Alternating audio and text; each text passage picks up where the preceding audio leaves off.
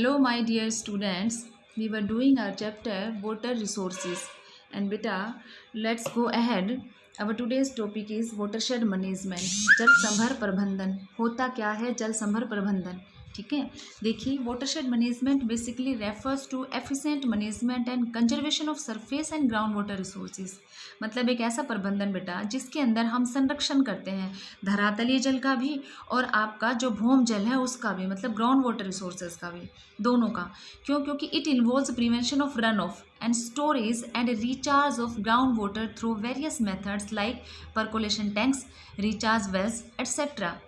कि इसके अंदर हम जो धरातल पे जल बह रहा है उसको रोकते हैं, स्टोर करते हैं, ठीक है ना, और रिचार्ज करते हैं आपके भूम जल को किसके थ्रू, ठीक है ना, various methods like percolation tanks, कि हम ऐसे टैंक बना दें जिसमें रिस रिस कर पानी नीचे धरातल में नीचे जाता हो, मतलब अंडरग्राउंड वाटर जो है आपका, ठीक है, या भूम जल जो है उसका लेवल है वो राइज अप हो, या रिचार्ज वेल, या फिर आपके कुएं जो हैं उनमें भी पानी है वो हो, उनका जल स्तर भी ऊंचा आए, ठीक है।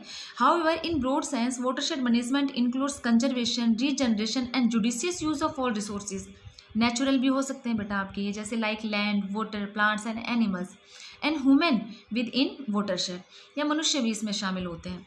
तो watershed management aims at bringing about balance between natural resources on the one hand बेटा and society on the other, कि जल प्रबंधन जो है उसमें आपके दोनों को फ़ायदा है, ह्यूमन बींग्स को भी, ठीक है ना, हम बैलेंस कर रहे हैं किसमें, नेचुरल रिसोर्सेज में भी एक तरफ, और दूसरी तरफ क्या, समाज के अंदर मनुष्यों के लिए भी। क्योंकि हम क्या कर रहे हैं, उस पानी को स्टोर कर रहे हैं ना, और आपका जो ग्राउंड वाटर लेवल है उसको भी राइज कर रहे हैं, या आपकी जो भी नेसेसिटीज़ है उन नेसेसिटीज़ को स्टोर्ड वाटर से फुलफिल कर रहे हैं।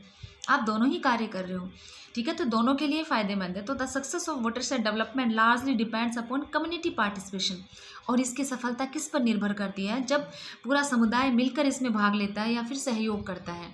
देखिए, जैसे आपकी पिक्चर दिखा रखी बेटा, इस पिक्चर के अंदर है आपका वाटरशेड का मतलब एक ऐसा जोग्राफिकल एरिया जो आसपास जितना भी जो पानी आ रहा है उसको एक जगह स्टोर करता है। हमने यही कहा है ना कि it involves prevention of run of and storage and recharge of ground water through various methods like percolation tanks या रिचार्ज वेल्स। तो आपका जैसे ये पॉन्ड हो गया, आप सपोज कर लें, या लेक भी हो सकती है, ठीक है, तो हर तरफ से ऊंचाई से पानी आया बेटा और यहाँ पर आपके स्टोर हो गया। जहाँ पानी आपके स्टोर हो रहा है इट मीन्स उसके नीचे भी रिस रिस कर वो जा रहा है ना, और ऊपर जो स्टोरेज है उसको आप इस्तेमाल भी कर सकते हैं, ठीक है ना, ड्राई सीजन में, या आपकी जो भी रोज़मर्रा की आवश्यकता है उनको पूरा करने के लिए। मतलब आपने इस पानी को और इधर उधर बहने नहीं जाने दिया, आपने उसको वहाँ इकट्ठा किया, ठीक है। यही आपका देखिए इसमें watershed is a geographical area that drains to a common point, एक पॉइंट पर आ रहा है, which makes it an ideal planning unit for conservation of soil and water, ठीक है, जो मृदा को और जल को इन दोनों के संरक्षण की आदर्श नियोजन इकाई बना देता है। अब हमें देखने इसके ऑब्जेक्टिव्स या बेटा बेनिफिट्स। तो हम स्टोर वाटर को यूज़ कर सकते हैं ना, हमने अभी बात की कि इट में कॉम्प्राइज वन और सेवरल विलेजेस, जिसमें एक या एक से अधिक गाँव शामिल हो सकते हैं, मतलब वो सब मिलकर ऐसा कार्य करें। क्योंकि हमने कहा था कि इसकी success depends upon community participation, समुदाय की भागीदारी के ऊपर निर्भर करती है ना।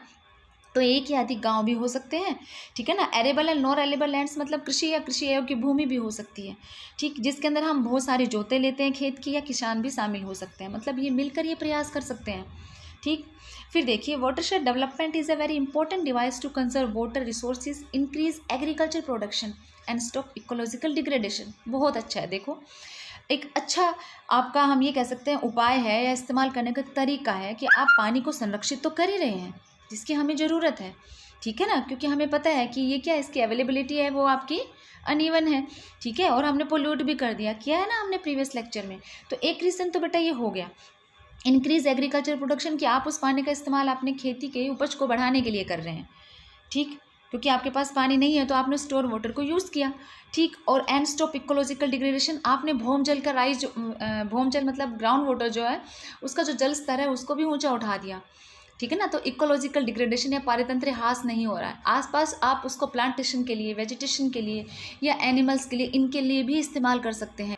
इन दिस वे बेटा it improves the living condition of the people, मतलब ये लोगों का जीवन स्तर जो है उसको बेहतर बनाती है या सुधारती है। सो बेटा हमें ये तो पता चल गया कि वाटरशेड डेवलपमेंट जो है वो एक इम्पोर्टेंट डिवाइस है to conserve water resources, increase agriculture production and stop ecological degradation, ठीक है ना, that we have discussed earlier. इसलिए बेटा आपकी सेंट्रल और स्टेट गवर्नमेंट जो है उन दोनों ने ही नॉन गवर्नमेंट ऑर्गेनाइजेशंस जो हैं उनके साथ मिलकर ऐसे ही आपके वाटरशेड डेवलपमेंट प्रोग्राम्स चलाए, ठीक है ना, केंद्रीय और राज्य सरकार या कुछ गैर सरकारी संगठनों ने, ठीक है ना, बहुत से जल संभर विकास कार्यक्रम चलाए गए हैं। जो देखिए अब हम करने वाले हैं, नीचे देखिए आपके 3 दे रखे हैं बेटा। फर्स्ट देखिए ऐसा ही वन सच प्रोग्राम इज हरियाली which is sponsored by the central government, जो केंद्र सरकार द्वारा चलाया गया है हरियाली, ठीक है ना। It's primary aim is to help the rural people in conserving water for drinking, irrigation, fisheries and afforestation. मतलब जो केंद्र सरकार ने आपका हरियाली चलाया है, मतलब उसके द्वारा चलाया गया जो कार्यक्रम है, इसका उद्देश्य ग्रामीण जनसंख्या को पीने का पानी, सिंचाई, मत्स्य पालन और वन रोपण के लिए जल संरक्षण के लिए योग्य बनाना है, ठीक है। ऐसी ही परियोजना जो है लोगों के सहयोग से ग्राम पंचायतों द्वारा भी चलाई जा रही हैं, ठीक है ना, जो गांव के लोग मिलकर हैं वो कर रहे हैं। नेक्स्ट वन देखिए बेटा, नीरू मीरू, मतलब जिसका मतलब है वोटर एंड यू। और आपकी जो Neeru myria voter and you है ये इन आंध्र प्रदेश, ठीक है ना, इसे आंध्र प्रदेश में चलाया गया है। एंड नेक्स्ट थर्ड जो है आपकी अरवारी पानी संसद, ये भी ऐसे ही आपका वाटरशेड डेवलपमेंट प्रोग्राम है, ठीक है ना। ये जो आपका है बेटा अलवर डिस्ट्रिक्ट राजस्थान के अंदर चलाया गया। ये दोनों भी 2 important programmes of water harvesting, ठीक है ना, जल संरक्षण के बहुत ही अच्छे उदाहरण हैं। Under these programmes very steps have been taken to harvest water for the benefit of the common people या common man. Several structures like percolation tanks, dug out ponds मतलब तालाब भी, या जिसे आप जोहड़ कहते हो गाँव में, ठीक है ना, इस तरह से खोदना, चेक डैम्स या फिर बांध जो है वो बनाना, ठीक है। इस प्रकार के कार्य हैं वो आपके किए गए हैं, मतलब दोनों के ही माध्यम से लोगों ने ऐसे कदम उठाए हैं जिसमें अंतरस्रवण या तालाब इनकी खुदाई की गई और रोक बांध बनाए गए हैं कि इस पानी को स्टोर किया गया और उस पानी को यूज़ किया गया, यूटिलाइज किया गया, ठीक है। ऐसे ही देखिए इंपॉर्टेंट है, Tamil Nadu has made water harvesting structures in the houses compulsory, मतलब जरूरी है कि तमिलनाडु जो भारत का एकमात्र ऐसा राज्य is one state which has made it mandatory to have water harvesting structures in the houses and no building is allowed to be constructed without making provision for water harvesting structures। It means बेटा कि वहाँ कोई भी घर ऐसा नहीं मिलेगा जिसमें आपका रेन वाटर हार्वेस्ट करने का तरीका ना हो। मतलब किसी भी घर को, कोई भी जो घर बनता है, ठीक है ना, कोई भी इमारत जो बनती है तो जल संग्रहण संरचना के बिना नहीं बनाई जा सकती। वहाँ पर ये अनिवार्य है, compulsory, mandatory to each and every house, हर घर के लिए ज़रूरी है। तो तमिलनाडु भारत का एकमात्र राज्य, कीप इट माइंड, इसे दिमाग में रखना, ठीक है। इसलिए जल संभर प्रबंधन है वो अपनी आरंभिक अवस्था में है कि लोग अभी अवेयर हुए, अभी उन्होंने करना शुरू किया है, लेकिन इसके लिए बहुत ज़्यादा आप ये कह सकते हो कि जागरण या जन चेतना की आवश्यकता है, मतलब urgent need to generate public awareness regarding it. Now come to the next topic बेटा, रेन वाटर हार्वेस्टिंग। बहुत बार आपने बचपन से पढ़ा भी है, बहुत बार सुना है। वर्षा जल संग्रहण मतलब वर्षा के जल को हमें एकत्रित करना है, इकट्ठा करना है, ठीक है ना। घर के बर्तनों में नहीं करना बच्चे, हम इसे कैसे इकट्ठा करेंगे। अब यहाँ आपका रेन वाटर हार्वेस्टिंग का कम तरीके से करना है, साइंटिफिक मेथड से, ठीक। थोड़ा सा पानी नहीं, हमें बेटा ज़्यादा चाहिए, क्योंकि हमने इस पूरे चैप्टर में बार बार ये किया है कि बहुत ज़्यादा समय इंडिया का ऐसा जाता है जब हमारा ड्राई पीरियड होता है, या यूँ कह लो कि मानसून जो है वो, या रेनी सीजन है वो कुछ मंथ्स का ही होता है, 3-4 मंथ्स, और उन 3-4 मंथ्स में भी रेगुलरिटी नहीं होती है, ठीक है ना, अनसर्टेनिटी होती है, और जितना हमें चाहिए उतना मिले ये भी कोई ज़रूरी नहीं है। इसका मतलब हर चीज़ में अनिश्चितता है। तो इसका मतलब जब आपको मिल रहा है उस वक्त ही आप उसे इकट्ठा कर लो, ठीक है ना, फिर अवसर मिले या ना मिले तो वही बात है बेटा। यहाँ रेन वाटर हार्वेस्टिंग जो है इसमें हम क्या कर रहे हैं, देखो, is a method to capture and store rain water for various uses. बहुत सारे मतलब आपके जो उद्देश्य हैं उनको पूरा करने के लिए आप वर्षा के जल को इकट्ठा करते हो। तो large scale depletion of ground water is a very serious problem which must be tackled urgently, जिसको सोल्व करना जरूरी है। तो हम इससे कर सकते हैं। Shortage of water is felt in rural areas for irrigation and for domestic as well as industry use in urban areas. मतलब हर जगह आवश्यकता है बेटा, चाहे गाँव हो, चाहे आपके शहरों में उद्योग या शहरों में भी घर हो। One of the methods of solving the problem is rain water harvesting. So it is technique of increasing the recharge of ground water by capturing and storing rainwater locally in subsurface water reservoir to meet the household needs। ठीक है ना, हमारी उन घरेलू आवश्यकताओं को तो हम पूरा कर ही सकते हैं, परंतु इस तकनीक में स्थानीय रूप से वर्षा जल को एकत्रित करके भूमि जल भंडारों में संग्रहित करना भी शामिल होता है, ठीक है। अब हमें देखना है कि इसके ऑब्जेक्टिव्स क्या है, मतलब उद्देश्य किसके बेटा, वर्षा जल संग्रहण के, ठीक है। देखिए फर्स्ट आपका है meet the ever increasing demand for water, कि जल की निरंतर मांग को पूरा करना। निरंतर मांग मतलब रुकते नहीं है ना, हमें रोज चाहिए, सुबह से और शाम तक पानी। आप देखते हो कि किसी दिन लाइट नहीं होती है, आपके टैंक में पानी नहीं होता है, या ऊपर वाले टंकी में ख़त्म हो गया है, तो आप कितना इरिटेट फील करते हो, या आपको ऐसा लगता है कि बिना पानी और लाइट के तो काम ही नहीं चलता, तो आपको हर आवश्यकता के लिए जल की आवश्यकता है, ठीक है ना। इंडस्ट्रियल सेक्टर में भी मैन्युफैक्चरिंग का काम तभी होगा, ठीक है ना। इरिगेशन वालों को रोज़ नहीं पर उन्हें कभी कभी चाहिए होता है, ठीक। इसलिए जल की निरंतर मांग को इससे पूरा किया जा सकता है, किससे, जिस पानी को हमने स्टोर कर लिया है, ठीक है। Reduce the run of which chokes drains, नालियों को रोकने वाले सतही जल के प्रवाह को कम करना, ठीक है। हम उसको इस्तेमाल कर सकते हैं, मतलब वो नालियों में व्यर्थ नहीं जाएगा। फिर नेक्स्ट आपका जो है बेटा, avoid the flooding of roads, आपकी जो भी सड़कों पर जल फैलाव, जो इधर उधर पानी बह रहा है, उसको भी हमने क्या किया, इधर उधर जाने की बजाय हमने उसे स्टोर कर लिया, मतलब वो जो बह गया वो बेकार हो गया है।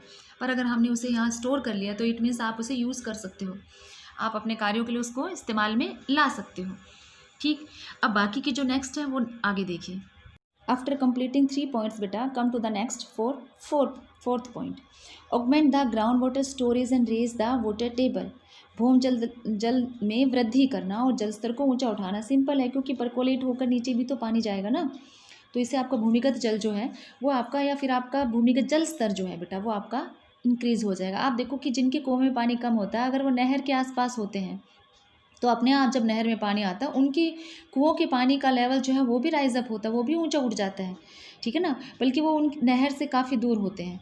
तो यहाँ पर क्या इस पर भी डिपेंड करता है। तो इसी तरह से हमने जहाँ पर पानी को स्टोर किया, इकट्ठा किया, वहाँ आसपास आपका जो ग्राउंड वाटर लेवल है बेटा वो आपका ऊँचा उठता है, ठीक। नेक्स्ट देखिए आपका, रिड्यूस ग्राउंड वाटर पोल्यूशन, आपका जो भूमि का जो प्रदूषण, भूमि जल प्रदूषण जो है बेटा उसको रोकना, उसको कम करना, क्योंकि अगर जो चीज़ कम रहेगी प्रदूषित ज़्यादा है, एक पानी से भरी बाल्टी के अंदर आप थोड़ी सी इंक डालते हो तो वो फैल जाती है, हल्का रंग है, और वो पानी अगर कम है और उतनी ही बूंद थोड़े पानी में डाली जाती है तो आपको उस पानी का रंग गहरा हो जाता है। तो जब ज़्यादा होगा तो पोल्यूशन भी कम होगा, ठीक है ना। इम्प्रूव, और दूसरा फ्रेश वाटर भी मिल जाता है ना उसको, ग्राउंड वाटर को। नेक्स्ट देखिए, improve the quality of ground water, ये हो गया भूम जल की गुणवत्ता को भी सुधारना, ठीक है, और प्रदूषण को कम करना, दोनों। नेक्स्ट देखिए, रिड्यूस द सोइल इरोजन, ठीक है ना, मृदा अपरदन को कम करना, क्योंकि आसपास हम उसको एफोरेस्टेशन के लिए उस पानी को यूज़ करेंगे, वेजिटेशन के लिए, प्लांटेशन के लिए, इरीगेशन के लिए, इन सब के लिए यूज़ करेंगे, तो आपका मिट्टी का अपरदन है वो भी कम होगा स्टोर करने से, ठीक है ना। Supplement domestic water requirements during summer and draught, ग्रीष्म और सूखे के समय या जब आपका सूखा पड़ता है उस समय जल की घरेलू आवश्यकताओं को पूरा किया जा सकता है, किससे, with the help of that stored water. जो जल आपने इकट्ठा किया है बेटा, एकत्रित किया है, संग्रहित किया है, वो स्टोर्ड वाटर जो है उसको आप यूज़ कर सकते हो उस ड्राई स्पेल में, उस समय में, इसलिए बहुत सारी आवश्यकताओं को पूरा कर सकता है आपका वो जो आपने रेन वाटर स्टोर किया है, ठीक है। इसलिए ऐसे बहुत सारे, ऐसी अनेक कम लागते वाली तकनीक, या हम ये कह सकते हैं तकनीक या टेक्निक्स भी हैं, मतलब so many low cost techniques which can be use to recharge the ground water aquifers. अब रेन वाटर हार्वेस्ट करने की बात तो हमने की कि वर्षा के जल को इकट्ठा करना है, पर कैसे करना है, ठीक है ना, उसके मेथड्स हैं वो क्या है। छत पर तो नहीं खड़े हो जाएंगे ना, हम उसके लिए क्या करेंगे, अलग अलग तरीके की, बारिश हो रही है तो पानी सिर्फ आपकी छत पर ही नहीं है, बाहर भी सब कहीं है, तो उसको आप कैसे स्टोर कर सकते हो। तो सबके अपने अपने एफर्ट्स होंगे, अपना अपना तरीका होगा, जैसे एक काम को करने का तरीका सबका अलग अलग होता है, तो वो यहाँ पर भी है कि आपके पास ऐसे बहुत सारे टेक्निक्स हैं। और some of the important techniques are roof top, या हम एक ऐसे roof water harvesting, recharging of head pumps, recharge through abandoned dug well, recharge through tank and burns, ठीक है ना, stop dams on small rivulets, मतलब बहुत सारे तरीके हैं। सो ये जितनी भी टेक्निक्स है बेटे, जितने भी मेथड्स हैं, ठीक है ना, this techniques we shall discuss in our next lecture. So तब तक के लिए आप खुश रहिए और ये समझने का प्रयास करिए।